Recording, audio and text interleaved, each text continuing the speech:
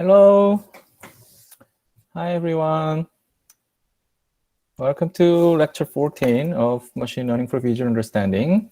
Please turn on your camera for more interaction. Thanks for your cooperation.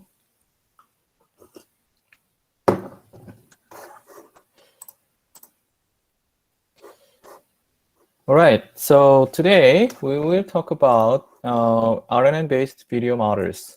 So in the last lecture, we reviewed or introduced recurrent neural networks, the basics of the model, and some improved version of the vanilla RNN, which was the LSTM and GRU.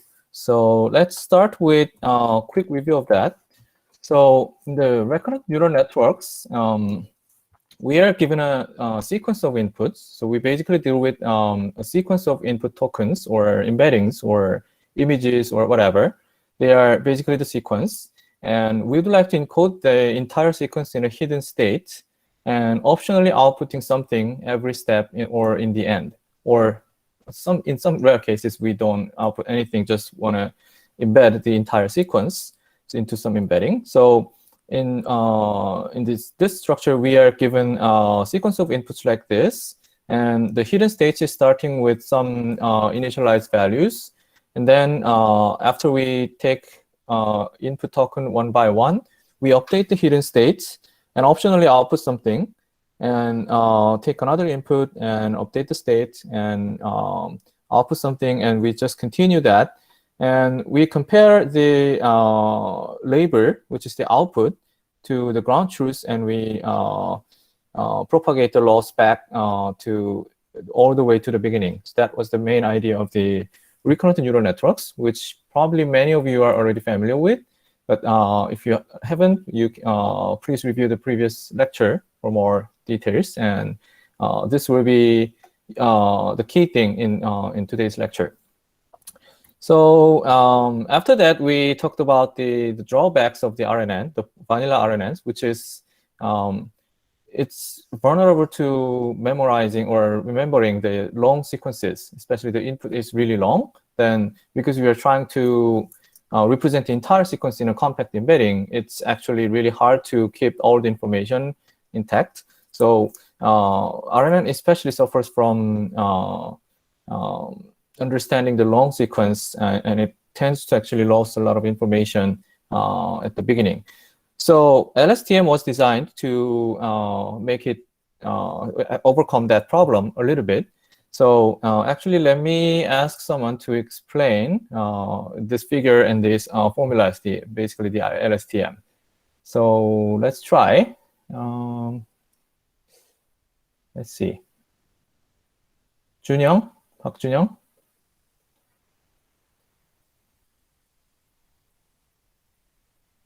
박준영, can you hear me?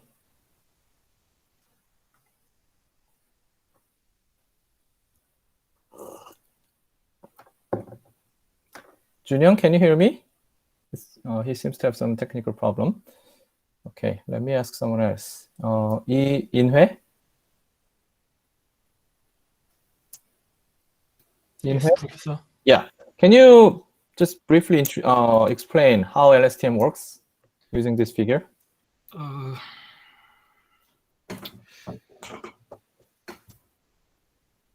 So input X, Mm-hmm. and the hidden state is H, Mm-hmm. and the timeline is different, the T1, T-1, Mm-hmm. and it also has a carry. Sorry? And when you see the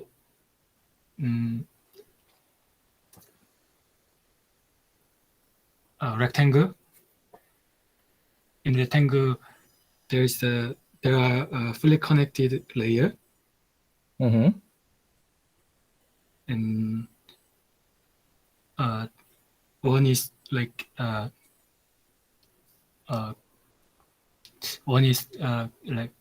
carry, and the other is deny. So what are the roles of these fully connected layers?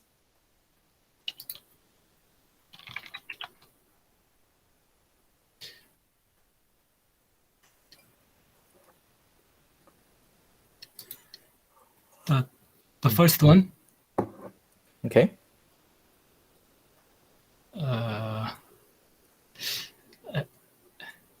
I think the one is like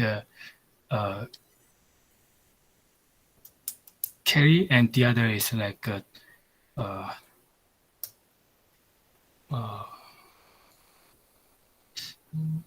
forget. Forget, yeah. Yeah. I think the first one is forget, the FT, and second one is just for hyperbolic tangent, and third one is the other one. Input. Okay. Yeah, for the previous stage. Yep. And last one is output activation. Yes. So what are the roles of these four? Why do we compute the forget, input, and output gates? Because we have many rectangle, many stage. So some information okay, I see. Need to be forget. Yeah, that's fine. Okay, let me. Thanks, Inoue. Let me ask the same question to someone else, and let's combine. So okay, let's Woo Donghyun. Yes. Yeah, can you explain how does the LSTM work? First of all, H means the short-term memory, and C means the long-term memory. And time flows from left to the right side. And from the equation, FT means how much information you want to forget from the long-term memory. And IT means that how much you want to forget from the portion of the information from the short-term memory to the long-term memory. So the IT is combined with the hyperbolic tangent term and added to the CT.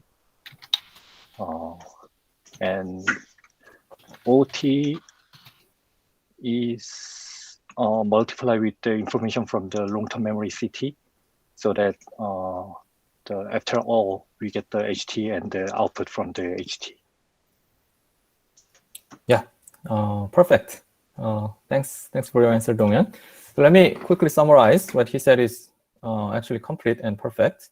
So yeah, the time flies from the left to the right. So this T is the time index. So from the T-1 to T, we get one input token, XT, and we process something, and it updates two memory cells, memory states, which is the hidden states. H is the short-term memory, and cell state, C, is the long-term memory.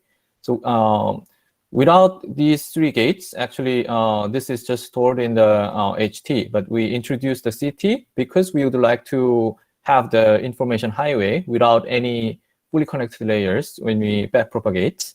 And as he said, FT is a forget gates. Both Inhue and Donghyun said about this. So forget gates is actually, it determines how much information we would like to forget from its long-term memory or cell state.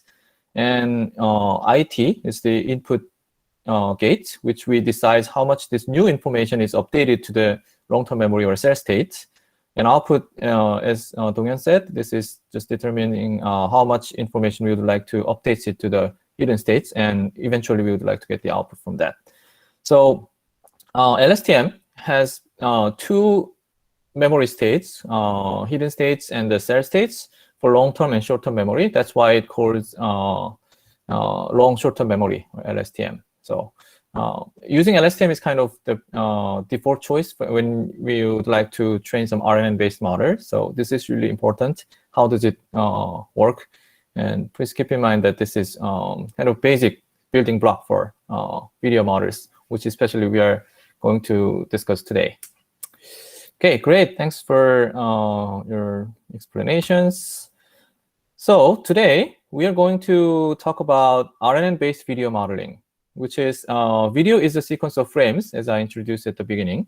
So why don't we use RNN or LSTM to model the video? Because it's a sequence of something, right? So the input is usually a set of frames or sequence of frames. It might be sampled or all frames in the video. And the output is depending on the target data set. So if we would like to, for example, solve video classification task, then entire video has only a set of labels.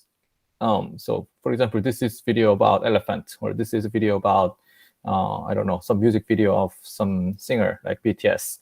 So then the label, ground truth label is given only at the end of the sequence. And in the middle, we don't have to output anything because we don't have any ground truths to compare. So in that case, we may feed the input frames and just update the hidden states to take care of the entire sequence, which is consumed so far. In the end, we train some classifier on top of that to output something, and we would like to make it equal to the ground truth labels in our data set. And then we backpropagate all the way to the very beginning to update the hidden states to map this input sequence to that correct label. So that's basically how RNN works. And we are going to apply this idea to video understanding today. Sounds good? OK, so let's start talking about RNN-based spatial temporal modeling, or video classification models, or action recognition, whatever you would like to call. So the very first model we will discuss is the LRCN, or long-term recurrent convolutional networks. So it's really simple idea, which probably you may also can think of if I ask you to design some RNN-based visual model. So given a video, which is here 16 frames times 227 times 227 pixels, each frame is encoded by a pre-trained CNN. Here, they use some variants of AlexNet or VGG, which is called CafeNet. And so given these frames, they just fed these frames into some pre-trained CNN, which is this CafeNet. And then what do they have?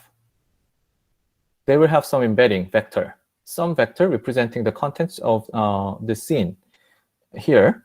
And then, because they are now a sequence of vectors after they get these vectors, then for each of these input frames, the LSTM cell predicts the activity classes. So the LSTM cell here, which is just RNN, they just apply the LSTM, then something like this.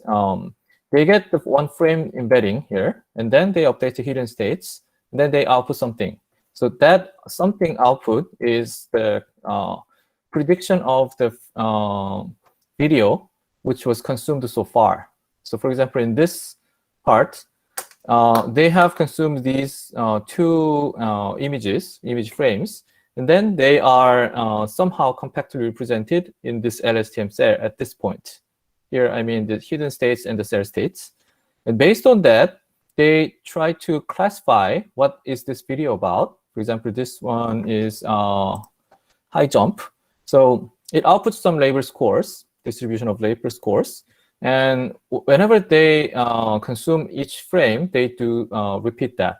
So the earlier frames will be forgotten at some later points, but they already have the prediction of those frames and frames until that time points. So they take the average of the scores from all LSTM stages.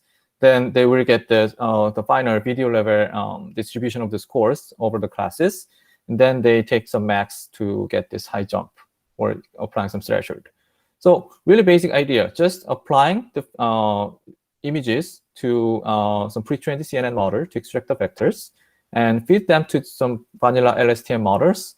And at each stage, they output the class scores and take the average of them. And then we have the final scores. So that's just the main idea of this LRCN, which is really just using the basics of CNNs and RNNs.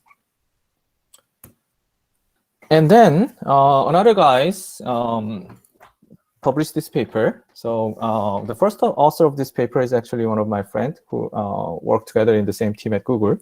So this paper was published while he was an intern, actually. So the title means the beyond short snippets was where all the people was trying, when they tried to train some video-based models, they were always using like 16 frames or 32 frames. That was the longest. But you know that each video has like 15 FPS or 30 FPS usually for to be a real time. That means even 32 frames is just 1 second long, which is not really a video. What we call as video is, we may expect that like 5 minutes long YouTube videos or at least 20 seconds long video that you took in your smartphones. So they would like to train some models, video-based models for longer videos, at least like 5 minutes here. Because this team was closely working with YouTube, and they wanted to build some video understanding models, which is can be used within the YouTube system. So they wanted to at least deal with like 5 minutes long or 300 seconds long videos. So instead of that, they had to reduce the FPS significantly. So they chose to select only 1 frame for every second. So the FPS becomes just 1. Now they have the sequence of frames up to 300, which covers up to like 5 minutes long videos. And using this sequence, they wanted to classify what is this video entirely about. So here they have 30 to 120 seconds video clips as given as raw frames. And they also extracted the optical flows for that. And it's kind of 2-stream models. So in the upper stream, they use these raw frames to classify the entire video. What is it about? And also, they use the optical flows only to compute this class predictions. And then they take the late fusion, like score fusion. But in here, once they have the features of these frames using some pre-trained CNN models, what they do was multiple things. One is just stacking some fully connected layers to aggregate these, or they can apply also LSTMs. So let's discuss more about their options, actually what they tried. So they proposed like 5 ideas here. All of them are actually really simple. So these 5, let's say 4, or all of these C's are the convnets. So for each frame, they extract some features. So they have 1, 2, 3, 4 embeddings at the end. And this purple means max pooling. So they just take the max in element-wise to have this yellow feature, which is just the, after this purple layer, they have a video level embedding, which is the max over the entire frame level features in this input video. And then they stack 2 more FC layers to eventually have the softmax to have the class scores in the end. So that is called conv pooling. And late pooling is a little bit extended idea from this. So after the conv features, instead of taking the max directly, they put the fully connected layer first to further learn what's the more the compact representation of each frame. Then they take the max in the end. So this is more like late pooling. This is more earlier pooling after the conv.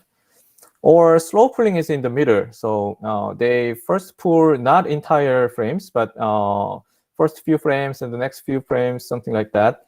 And then 1 more FC layer. Then they take the max over the entire video and have another fully connected layer. And then they take the softmax.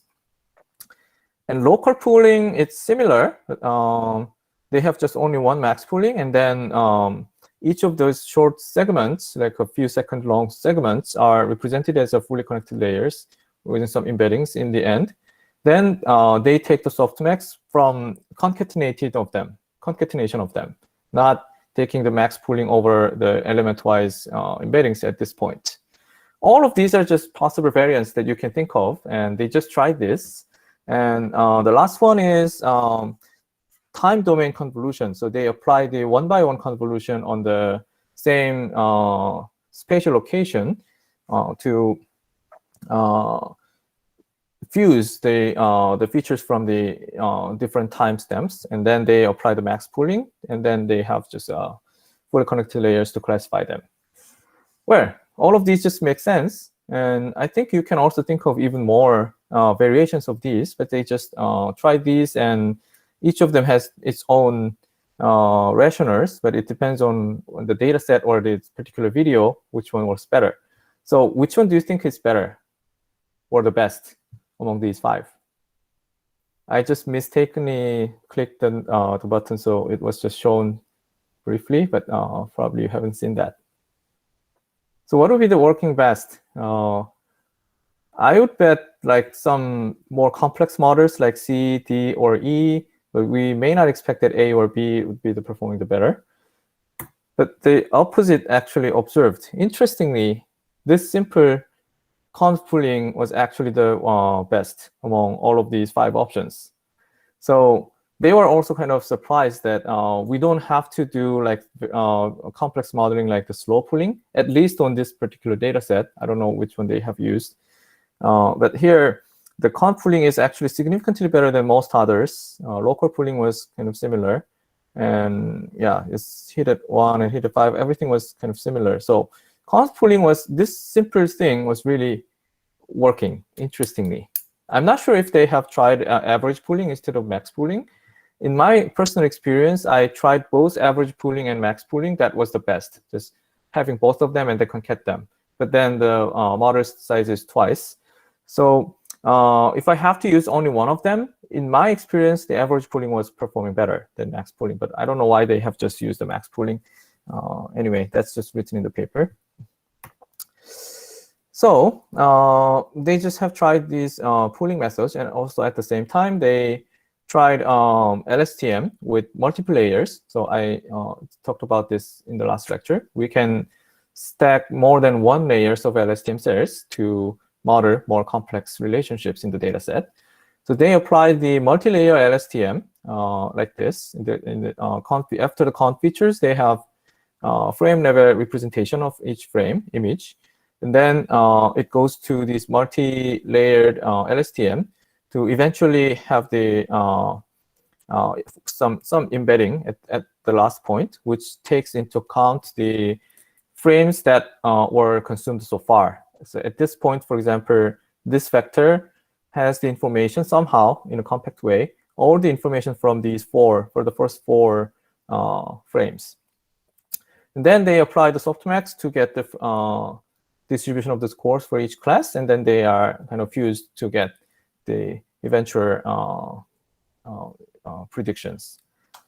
So all methods perform similarly among these, like max aggregation, average aggregation, or weighted averaging. So you can see the section 3.3 of this paper, but they were just experimental. So the conclusion may apply only to their particular data set. We cannot conclude in general, actually. And yeah, these are another experimental results of their paper. So these are not kind of truth.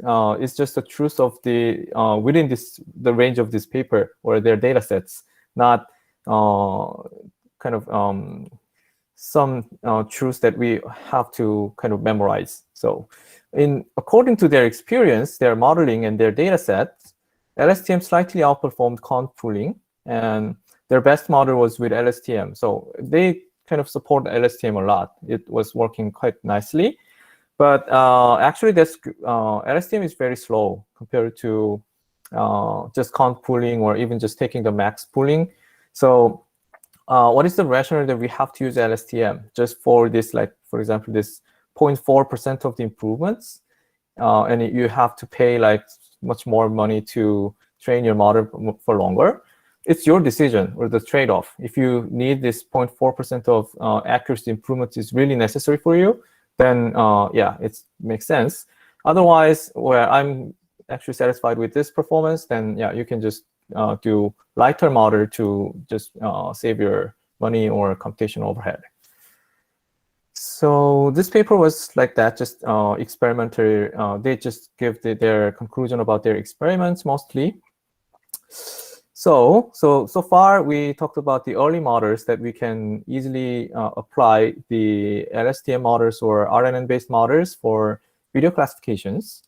Now let's talk more about some more advanced models. Before I start the main idea of main models of today, let me introduce this FCLSTM or fully connected LSTM. So this is the LSTMs that we talked in the last lecture. And these are the formulas that we showed. This is actually reflecting this. The FCLSTM is adding one more term here. So the input to each of these three gates were xt and ht-1, right? xt here and ht-1, previous hidden states and the input token. But ct-1 was not taking part into this fully connected layers before, but they add these two, this ft, it, and ot. So ct-1, the previous cell states, is multiplied with some trainable weights linearly, and then they are added to this input to this ft and it.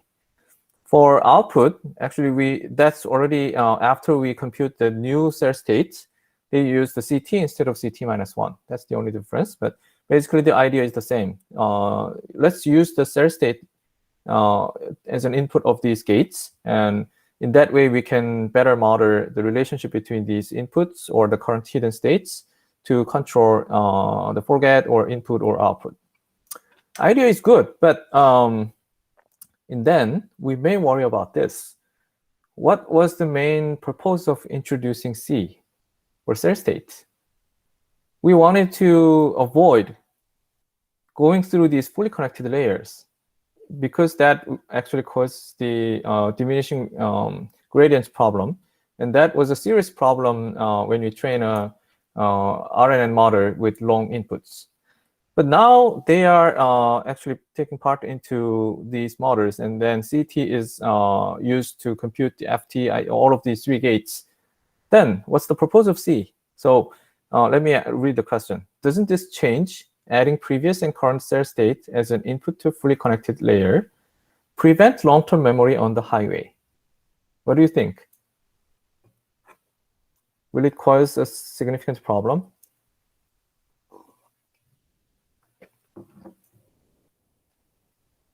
What do you think, Hyusong?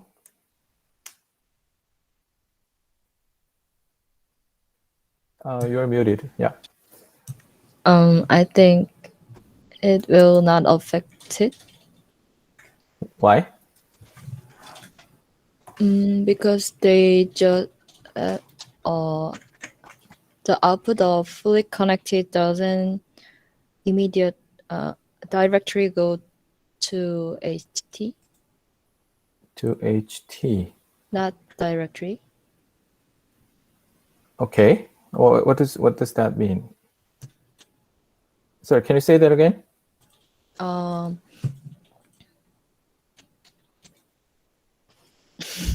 After CT-1 get through the fully connected layer, it doesn't go to output sequence directory. So I think it's okay. Yeah. Yeah, thanks, Hyusong. That's the correct answer. So the answer is, actually, it does affect, but it's not that significant. I mean, we still have this highway available. So now from CT to CT-1, we still have this highway intact. We didn't insert any fully connected layer in the middle to prevent that. But now we have multiple routes from CT to C-1. For example, we can go through this way. So CT-1 is also affected by this fully connected layer now, but still that's not the only route. So the information can still flow to this highway, and it's not completely blocked. So CT, the cell state can still store some long-term information without that much problem. So adding these does not really hurt, and sometimes it helps. So this is not really famous paper though, but they just introduced these additional things, and they showed that it works sometimes. But the main reason that I introduce this is actually to introduce this next model, because they extended this model from this FCLSTM, which I don't know why, but so the main model that we would like to talk today is this one, Convoy STM, which is quite widely used, and especially if you are a data science graduate school of data science students in the last year's qualification exam, a lot of questions were actually using this spatial temporal modeling, and a lot of students actually use the Convoy STM models. So be familiar with this. This will be used in your projects in the qualifying exam, possibly. So they extended the idea of the FCLSTM, or basically just the LSTM, to in two ways. So in the LSTM, it's just this, you just consume the sequence, but now we would like to reflect spatial temporal dynamics in the data. So here are the two changes. So now input X is not a vector, but it's an image or two-dimensional matrix, some two-dimensional matrix. Suppose that's just an image. And hidden states are also modeled as a 2D, not just one-dimensional vector. That's just a simple extension, right? It's just 2D images given as an input. Your hidden state is also 2D, both short-term hidden states and the long-term cell states. So it's not a vector, but it's a matrix now. And considering the batch size, usually we process more than one examples at the same time. So actually, the input was matrix when you implement that, but now it's a 3D tensor, which is a straightforward extension. And because of this change, the weights W and U, which you multiply here, these W's and U's and V's, these are, because these inputs C, H, and X are now matrices, so those becomes, sorry, they are still the same, but now they are convolved because those inputs are images. You don't want to do the fully connected layers because these input tensors are two-dimensional, which you would like to keep the spatial information intact. So we would like to apply convolution instead of the fully connected layers or multiplication with these X and H's. Now we have the convolution operation here. So that's just two changes. Now each element in the LSTM cell, these input, forget, output gates, and the hidden states and cell states, becomes two-dimensional with the same size of the input X, and only convolution operations are used to preserve their spatial information. This part is important. If you use the fully connected layers, then any pixel or any location in the 2D space can affect the outputs or the hidden states. Then the spatial locality does not preserved. So you have to use the convolution operations to preserve that. That's the main purpose of this. So let's see. So the formula looks really scary, but if you are already familiar with the FCLSTM or just LSTM, you will observe that they are actually exactly the same. So for example, the input gates in the FCLSTM, what was that? You get three inputs, xt, the input token, ht-1, the previous hidden state, short-term memory, and ct-1, which is the long-term memory or cell state. And you multiply with some trainable weight matrices to them. And the last one is just a bias. So this, and then you go through some sigmoid function to get the output between 0 and 1. That is the input gate. And forget gate and output gates, they look basically the same. So now they are modeled as a convolution. So let's see. xt is now two-dimensional image. And you convolve with some weight matrices instead of multiplying them. Same for ht. And same for this C, the cell state, but actually it's not. You see here. It's not convolution, but it's just element-wise multiplication. The reason here is that because this is the dealing with this cell state, actually you would like to minimize the impact from this multiplication. So convolution is lighter than the fully connected, but this one is even lighter. Each of these values are just multiplied with just one value to minimize the diminishing gradient problem. So it's just minor change actually they applied to only to the the cell states. But or other than that, it's actually the same. Just you change the multiplication or fully connected to convolution, and each of these inputs and the hidden variables are all two-dimensional. Then it's exactly the same. Okay. So here, this shows how it works. So time is going from the bottom to the top, and here the input xt is given. So this is an image you get. And then we had the hidden states, ht-1 and ct-1 in the previous states. And to update the hidden states, you do the convolution on top of this input to update the hidden states and the cell states. And then optionally, it outputs something to the left, but it doesn't draw it here. So yeah, that's just the difference between the Convoy LSTM and the previous just regular LSTM. So here's another picture. So Convoy LSTM layers may be stacked multiple times, just as the regular RNNs. And applying to the sequence-to-sequence structure, inputs are encoded in the last hidden matrix, then the decoder can predict the future. So let me show the next one, actually. This is from one of my paper, which I published in 2019 in WACB, which is a good conference, always happening in some nice resorts, like in Hawaii or somewhere. So if you're working on computer vision, I definitely recommend you to submit a paper to this conference. You will be enjoying the winter conference in some nice beach. Anyway, so I applied the Convoy STM model to tracking and forecasting hurricanes or extreme climate events, not regular images or videos that we deal with, but basically these are still the video or image. Given that the Earth is, when you locally look at the Earth, excuse me, the longitude and the latitude are kind of the width and heights. Then in each of those cells, we have some climate variables, something like temperature or air pressure or the wind speed, or that kind of things are collected using some equipment.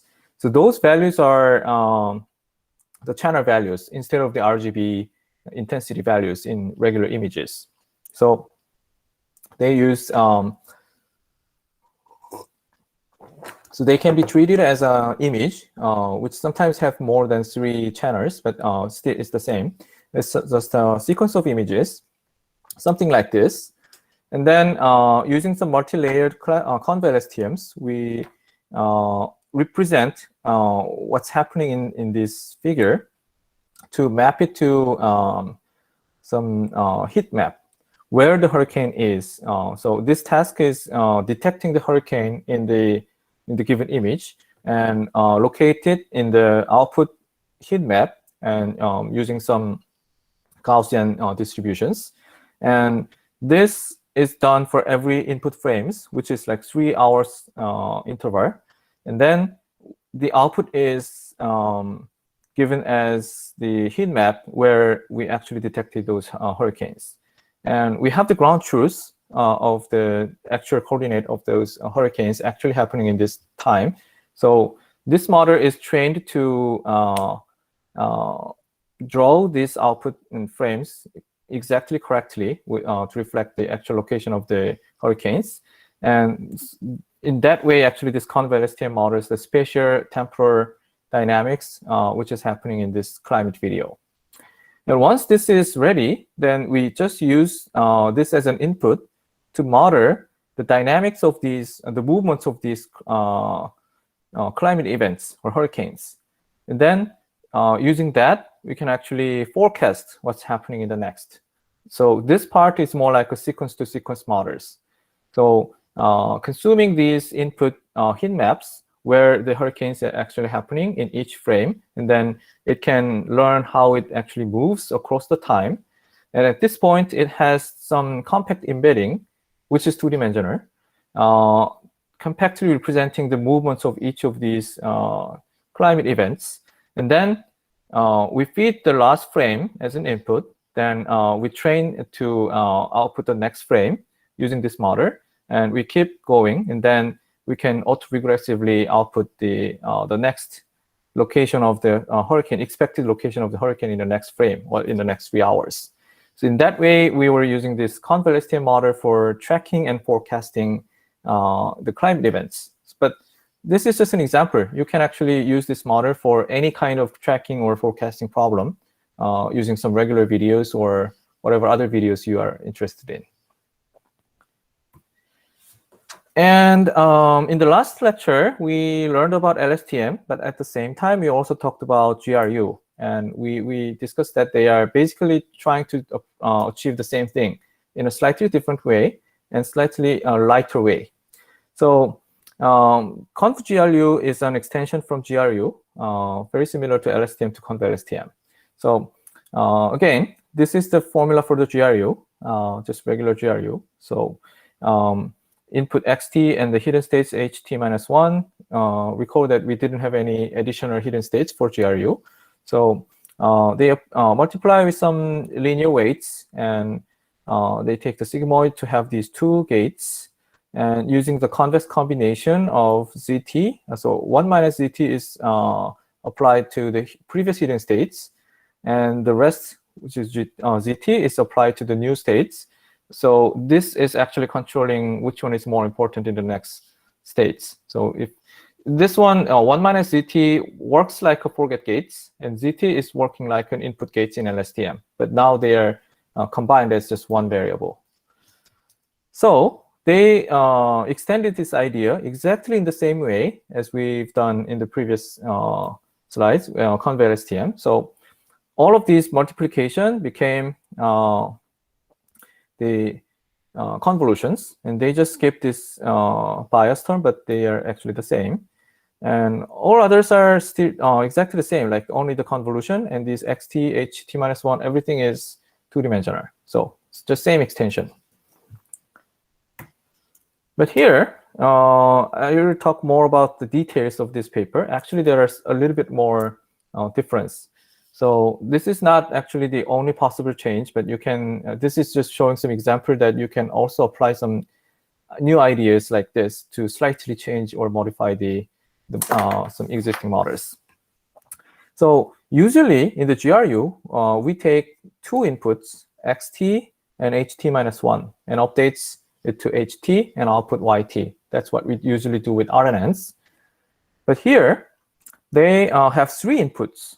So suppose we have multiple layers of these ConvGlu layers, and then you actually get the previous layer, the lower layers, hidden states as an input. Again, actually, I'm going to, for something like this. The very first layer, you actually get the input, but in the next layer, you get the hidden state of the previous layer as input. That's what we usually do when we stack multiple layers in LSTMs or GRUs. But here, they actually get all 3 of them. So the input are 3 instead of 2. One is the actual input to the very first layer. So it's given to all the upper layers, regardless of where they are. And the 1 layer lower hidden states on the same time points, and 1 step previous hidden states, or one at the same level. So they actually get 3 inputs like this. So for this one, for example, it gets 1 layer lower hidden states. So let's do this with this. So we for this one, we get 1 layer lower hidden states, and 1 time earlier hidden states, and actual input as well. So because of that, they actually have 3 inputs here. So xt, r, ht, r-1, and ht-1 and r. And for each of these, we have the trainable weights, which are used as a convolution. So we call it WZL and WZLL. The notations are quite cluttered, but you get the basic idea of this. Just convolve with some weight matrices, and then take the sigmoid to compute the Z gates, and the same for the R gates. And we apply that to update the hidden states. So that's just following the idea of the GRU, but they just added this to further model the dynamics between these relevant states somehow. So yeah, this is it. We talked about LSTM and ConvGlu, which is the one of the key models that we learned today. And from now on, we're going to learn another very important topic, which is called attention. So in this semester, in the rest of this semester, we are going to use this attention many times. Especially, we are going to learn about transformer in lecture 16, as far as I remember. And there, especially in this year, in this semester, I will talk more about the transformers because in computer vision community, it's becoming more and more popular. So this is really important, the very basic of the transformer. So you have to be familiar with the attention mechanism. Otherwise, you will get lost very soon. So let's start. Limitations of RNN-based models. So the entire sequence is encoded into single embedding. So this is the sequence-to-sequence modeling. We are inputting the sequence of tokens, and that can be arbitrarily long, which is a benefit of using RNNs. But because we have the fixed size of the hidden states, it's physically impossible to memorize everything if we feed like 1 million tokens in a row. And this is just like 100-dimensional. Then it's impossible to get all the tokens information in that compact space. So if the input is long, which we cannot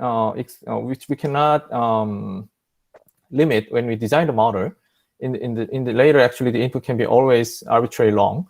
So how should we model or design the model to take advantage of the earlier inputs as much as possible? So here's the thing. So sorry. The last hidden state is expected to remember all the things observed in the sequence. That's the main assumption of this sequence-to-sequence model.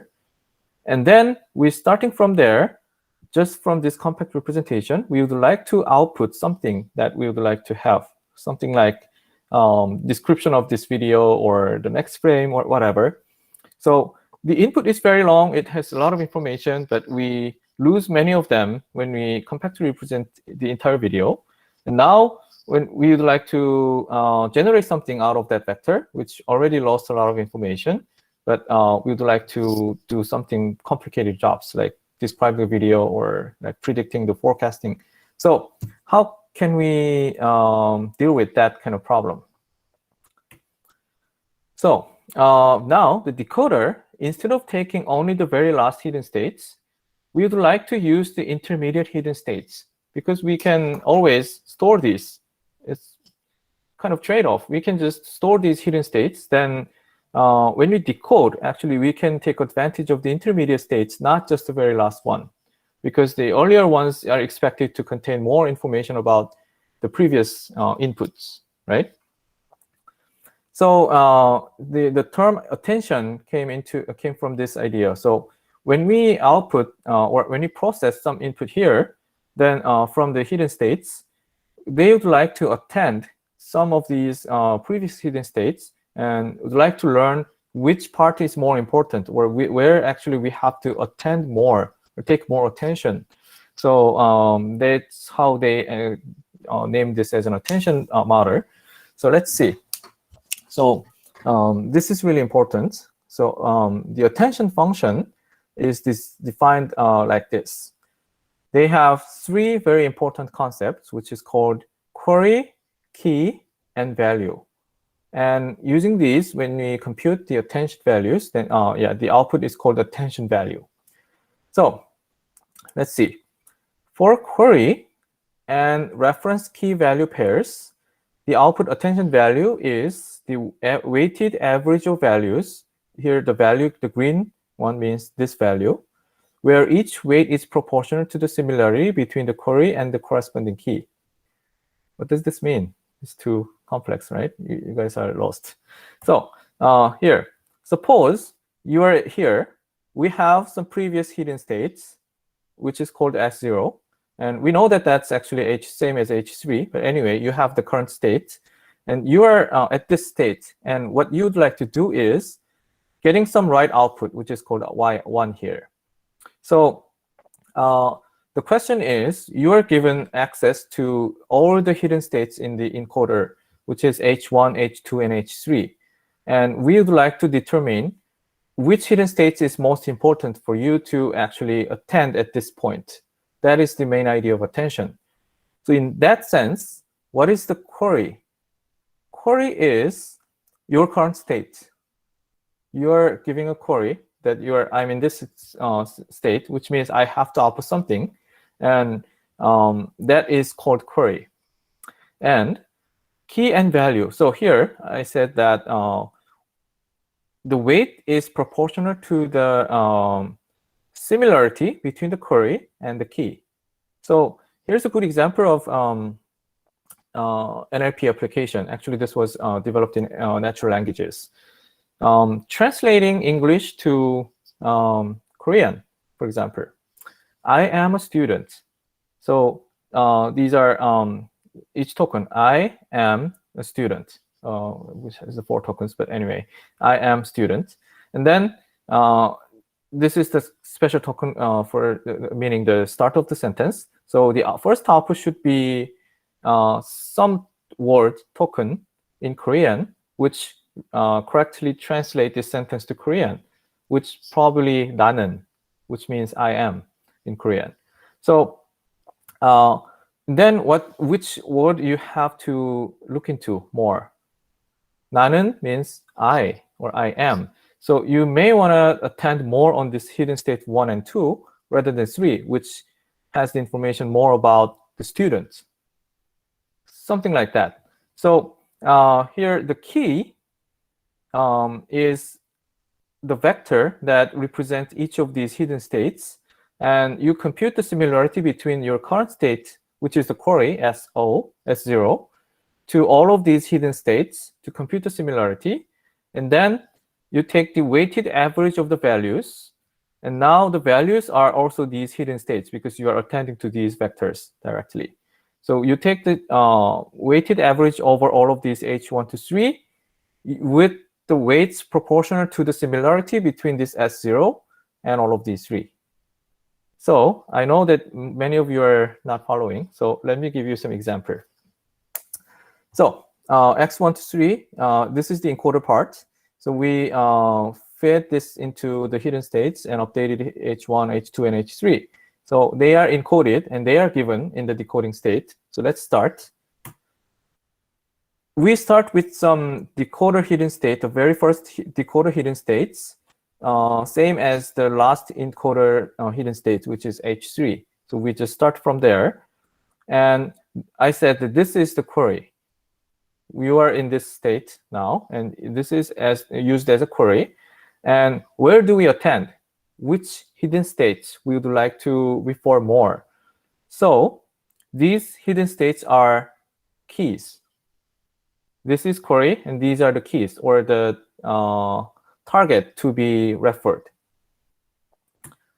So I told you that we compute the similarity or relevance between this query and all the keys. And here they use dot products to compute the similarity. So you compute the similarity between S0, the current state, and the first candidate, H1, and S0 and H2, which is the second candidate. And the last one is S0 and H3, the third candidate. So you compute the similarity scores for these 3 possibilities. And then they are go through the softmax, which is taking the exponential and divided by the sum of these, which is called attention coefficients. This is just to make sure that these similarities sum to 1. Then the next step is, what was that? Taking the weighted average of these candidates proportional to the similarity to the query state. So now these vectors are used as a value instead of a key. The key and value are coincidentally same in this application, but now they are serving as a value instead of key. So value vectors are weight summed with others proportional to the weights we already computed. So we have the weight values for each of these three here. So they are multiplied to each of these corresponding hidden states, and then they are weighted summed. Because this is the after the softmax, they are kind of convex combination because they are summed to 1 and all of them are between 0 and 1. So they are in the same range of the values because it's after convex combination. So after this weighted sum, we have just one vector, which is a weighted sum of these three hidden states. And the weights were proportional to the similarity or relevance between the current state, the query state, and each of these hidden states. So now we have this output, and this is used as a concatenated to the query to represent the current states. And then we output out of that, and it's used as an S1. And then we repeat the same thing. S1 is now the new query, and you compute the same thing. So for example, in the previous example, I am a student. So the second word is M. So what should we do? Sorry, the first output was the 나는, and the second word will be 학생. Then where we should look into? The Korean and English has different order of the words, but with this mechanism, we can automatically figure out which words is a translation of the words in the other language. So now the second output should be 학생, and then it should be referring to this H3 more because this is embedding of the students after reading the input word students. Something like that. That is dot product attention here. So when you encounter an attention-based models, the key thing that you have to figure out is what are these? What is the query? What is the key? What is the value? And what is the attention value? And what is the weight for that weighted sum? If you can answer for all of these, you can say that you understood that algorithm or that model. So what is the query here? What was the query? We are now working on the video understanding. So the input is the entire video, the sequence of the frames, and output is the class, the video level class, right? So what was the query at each point? The decoder hidden state. We are decoding one by one, right? And we are at some hidden state. I marked as S0, but it can be arbitrary number. So you are currently at some point of the decoding steps, and that is used, the hidden state is used as the query. Then what is the key? What are the candidates to be combined? Remember, it was the encoder hidden states. We are taking attention to the encoder hidden states. What are the values? It's the same. We are the H1, H2, H3, they are the targets to be combined. So we compute the similarity between the decoder hidden state S0 against all of these hidden states in H1, H2, and H3. And then based on that similarity, we combine these H1, H2, H3 into single vector. So attention value is weighted average of the encoder hidden states. The weights are proportional to the similarity to S0. So answering to these things is the key to understand how the attention model particularly works. So this is just an example. In the later today, we are going to look at another example. Then you will be able to understand better. And I talked about one option to compute the similarity, which is the inner products. But there are several other ways of doing it, like learnable weighted dot products, which has some learnable parameter called W inside that, or concatenation and then additional fully connected layers like this. But actually, you can just use always the dot product. It's kind of default and working quite well. So why do we cover attention? Because they are used as a video models. Right? So let's see how we can use these attention models for video models. So multi-LSTM is an extension of the LRCN model, which we saw in the very first today's lecture. So we feed each frame into some pre-trained CNN model, and then we feed the vector to the LSTM to get the score for each of these frames. But here, they apply the idea of the attention. So when they take the inputs, instead of taking a single frame only, they actually applied to attention to the most recent n frames. So suppose you are reading like 100 consecutive frames, and this n is 10, and you are reading at like 70, then you use the frames from 60 to 69 as a target for the attention. So you attend all of those 10 or n previous frames to compute the similarity, and your model will learn which one is most important given the current state. So again, what we need to figure out is what is the query key and value and how they are combined. So what is the query? What is the, where do we stand and compute the similarity against the candidates? Your current state, which is the hidden states of the LSTM. So if suppose you are here, then the very last hidden state is where you are standing. That's the most compact representation up to that part. So you use that as your query, and then the target was the most recent n input frames. So input frame features. So you attend against these n candidate features, frame features. So they are used as a key, and you compute the similarity between this hidden states hi-1 against these input frame features. And then you will get a similarity score, which is a vector of n. And then that is multiplied to those vectors again. So here the key and value are same again. They are not necessarily always the same, but in many cases, actually, they use the same thing for key and value. So then you compute the weighted sum of the recent n frame features to represent your next hidden state.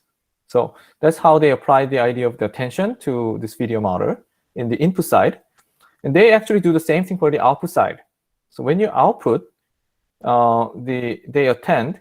Actually, it's not an attention, but they just output the predictions for the n most recent frames, because you are attending to the n previous input frames. So they output up to recent n frames, and then those scores are averaged later once you have all the results. So it's just a simple extension of the LRCN model using the attention ideas, and it was just slightly working better. Let's see another example, which is visual attention. So this is quite different from what we've seen, which was the temporal attention. So here, now, we'd like to apply the idea of attention spatially in the 2D space. So they are using kind of Convoy STM like models. So the input is given as a tensor, which is x1 here, and then you represent it as a vector, then it is fed into multi-layer LSTMs. Sorry, this is not Convoy LSTM, but just LSTM. And then in the output, you apply the tangent hyperbolic to output the scores for the classes, and you compute this L2. So let's see what they are. So the query, or where you stand at, is here. The last LSTM layer of the hidden layer. So this is the best representation you have of this frame, or all the frames you have consumed so far. That is your up-to-date representation of the video so far. So that is given as your query. And then what you do is you attend spatially on the last conv representation of the input image. So what does that mean? Let's see.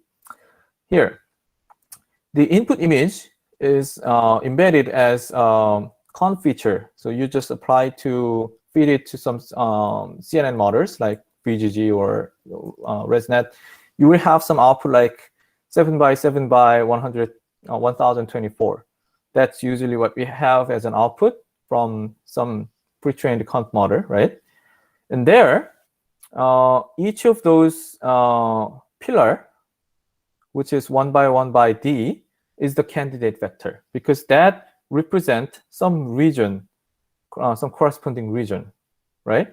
This is expected, so this part, for example, this pillar is expected to represent some concepts we can find in this part of the image. And for example, this center part is expected to represent the contents of the center of this image, and so on. So when you compute the attention here, the candidates are the pillars, spatial pillars in this input tensor.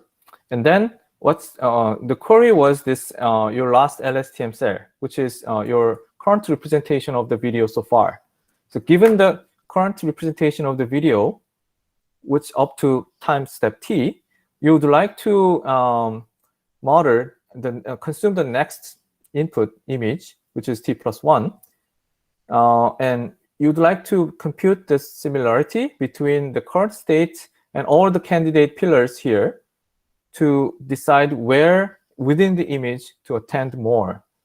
So, for example, in this particular example, the model kind of decided to attend more in these two parts, which is these two bright areas, where the ball is and where I don't know what is here, but these two parts, and the weights are computed large in these two parts.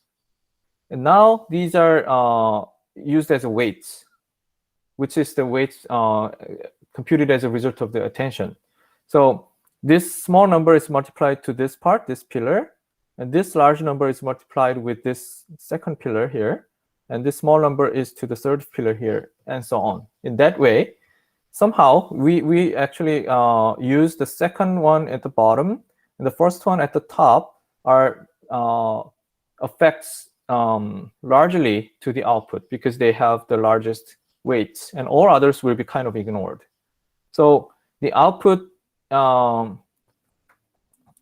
embedding of the next step is mostly decided by these two pillars or these two areas in this input image, because the model kind of decided that this is the most important part that we have to take attention at this point. At this point part is determined by what is the query, which is the LSTM cell.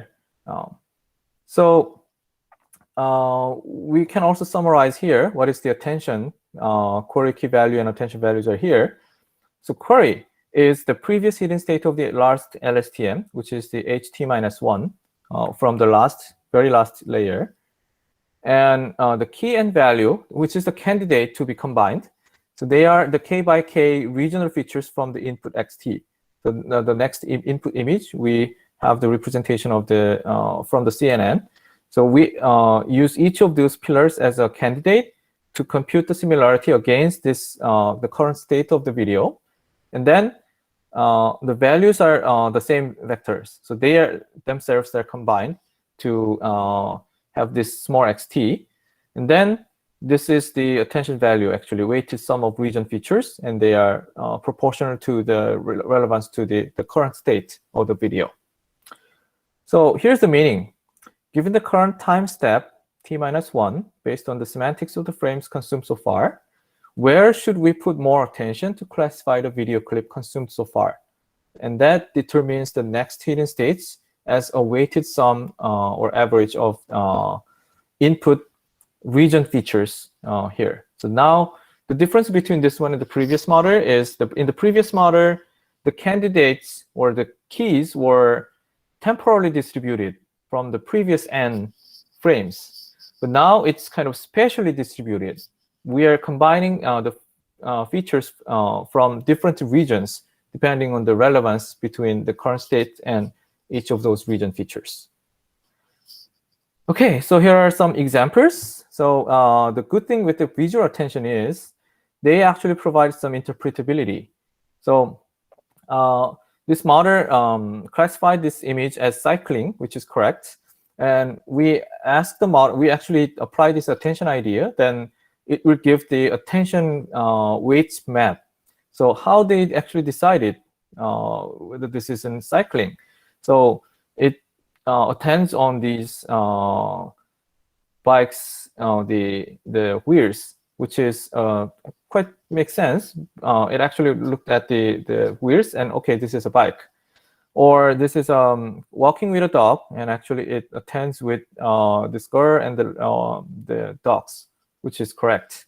So spatial attention provides the interpretability, and this is another example of push up and kiss. But also, even though the classification is incorrect, still this one provides some interpretability, and why we can understand why this model made that mistake.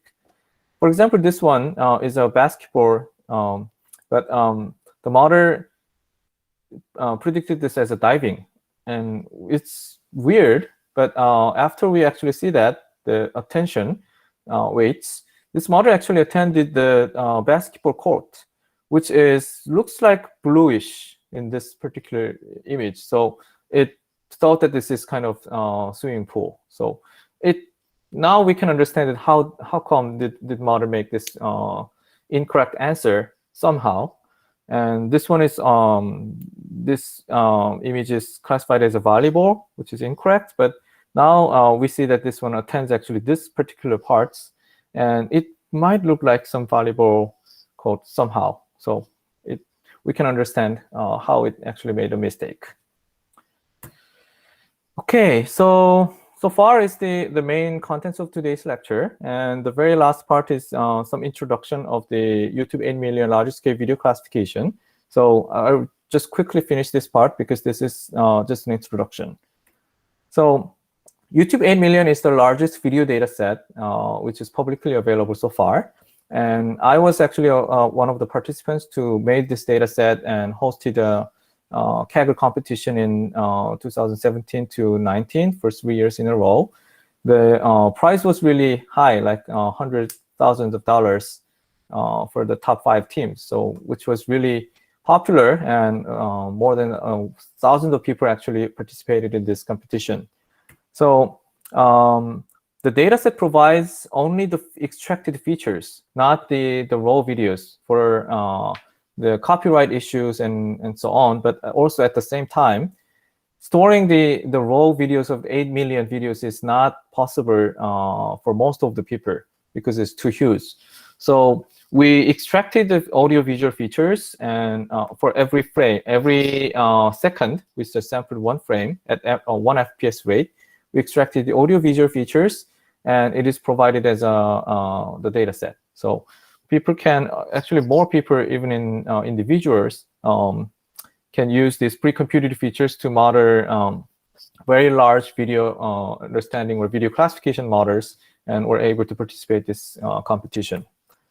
So the task was basically the classification task. So the visual feature was Inception V3. The reason I show this is that you should be able to understand what it is.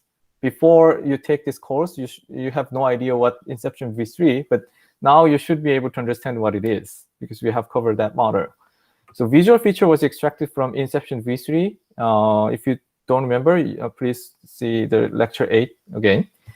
And audio feature was something similar to VGG because audio, we don't deal with audios directly in this course, but basically audio is represented as a 2-dimensional Meyer spectrogram, something called Meyer spectrogram. It's an image, basically the image representing the frequencies and the intensities of the sounds in that audio. So after that, it's just treated as an image, and we apply the computer vision algorithms to understand the audios.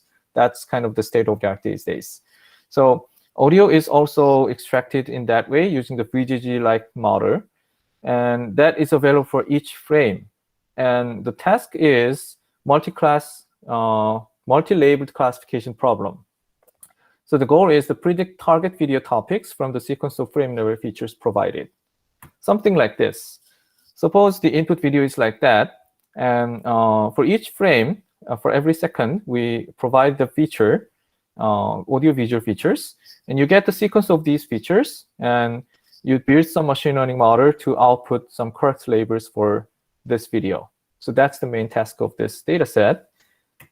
And yeah, this is the result of the competition. I'm going to skip this slide for now. And I'm going to just quickly show the winner's ideas, because you should be able to understand what is it. And if you're interested in, actually, you can look at their papers. So the first place team was from France. They applied some interesting, actually this is their basic model. So they get the visual features and the audio features as an input, and then they apply some pooling, learnable pooling. We don't deal with these models in this course, but they were kind of popular at that time. So basically they would like to do the pooling, but instead of some fixed pooling like max pooling or average pooling, they wanted to do some learnable pooling, and then apply the FC layers. And then their main idea was context gating. So this gating is very similar to what we've seen in LSTM models. We've seen the forget gates or the input gates, some gating mechanism. So the weights is determined from the input and the previous hidden states to output some, if we have to preserve this value or forget this value, that was kind of gating mechanism. So they applied that to model the relationship between labels. I'm not going to talk about more about the details of these models, but that was kind of clever idea.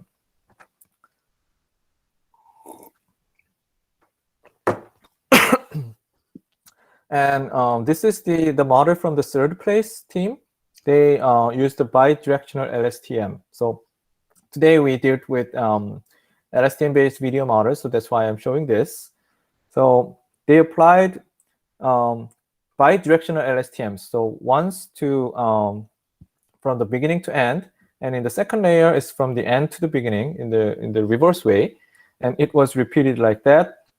These are stacked multiple LSTMs like this, and they got like nice results. And this is another team at the fifth place, and they also applied a very similar idea, which was forward LSTM and backward LSTM, basically the stacking bidirectional LSTMs. So yeah, I just introduced this because this is one of the state-of-the-art video understanding models and using very large-scale data sets. And because we have now learned about the basic building blocks of these models, you can read these papers and you can understand how they treated that large-scale data set to understand the videos. So this is it. We're done. And if you have any questions, please stay in the room and ask me later. Oh, by the way, the homework 1 is graded, so it will be already available or it will be available soon. But anyway, you can check your score and the feedback about your homework 1 on ETL. And if you have any questions or claims, you can always send the email to the TAs, and yeah, they will take care of that. Okay, thanks.